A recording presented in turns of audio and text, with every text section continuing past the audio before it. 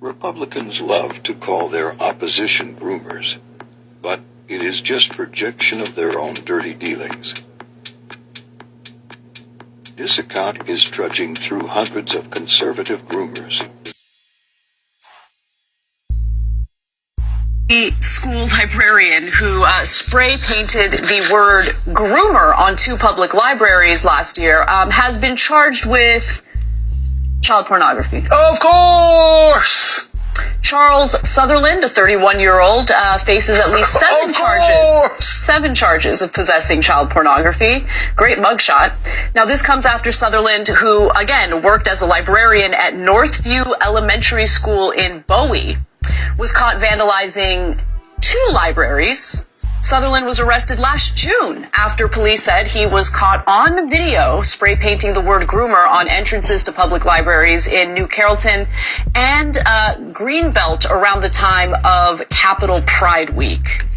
So there's that. When you are obsessed with an issue, when it's all you seem to think about, all you seem to care about, you talk about it incessantly. What are you trying to hide? You get what I'm saying? 100%. Right? Because I just, well, why? Why is that on your mind all the time? In what is a case of an accusation secretly being a confession, a former Maryland school librarian has been arrested for possessing explicit images of children. Now, Charles Sutherland of Tacoma Park, Maryland, was arrested last month on 6 misdemeanor counts of possessing sexually explicit images of children. Now, the irony here about this case is how exactly he got caught.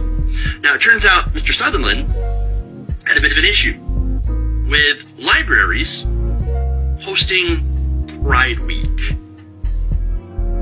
Now, the 31-year-old Sutherland had actually been arrested in June after being caught on video spray painting anti-LGBTQ slurs on entrances to public libraries in New Carrollton and Greenbelt.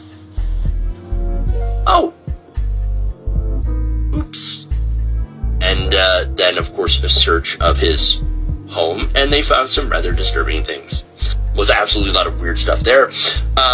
And then, of course, after he admitted that he had images of child sexual abuse on his hard drive.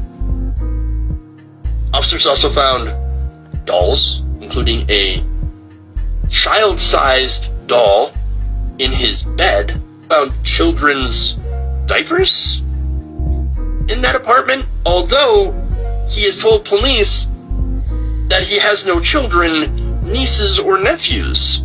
So why would he have those? That seems very, again, weird. It gets back to the point of what I say in a lot of these cases. Projection.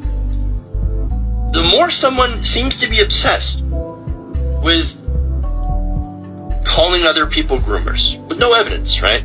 Or obsessed with, I don't know, the genitals of children, trans children, the more likely that they're an actual groomer.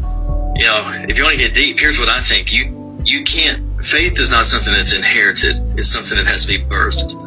And our parents do their best to leave a legacy of faith, pass it on. That's what I'm doing with my boys. I want to leave that legacy. I want to pass that on to them. I'm teaching them, and I'm rearing them, and I'm raising them in the fear and admonition of the Lord the best that I can. Church members here in Black Mountain say they are supporting Pastor Trent Holbert, who they credit with revitalizing this church that was formerly a Baptist church and losing members. But they also say they are supporting the victim, who they feel deserves justice if the case is proven in court. He has been absolutely a phenomenal pastor. I just can't believe that he would do that.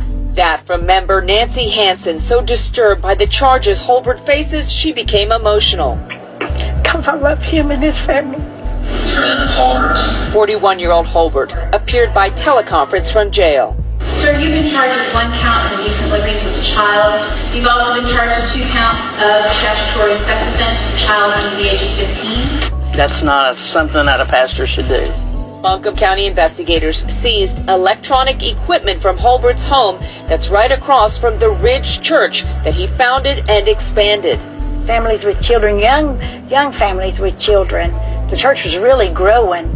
To me, kind of a pastor, as a standout in the community, it's just kind of hard to hear. Norman and Cindy Morris live across from the church. They don't know Holbert, but those who do realize that a victim has come forward, and if the charges are proven, yes, I would want justice to be done. Tonight, a man church members trusted with their kids is now headed to prison after taking a plea deal to more than a dozen charges relating to sexual assault. 5 News reporter Catherine Gilker was in the courtroom today as some victims read impact statements. Catherine?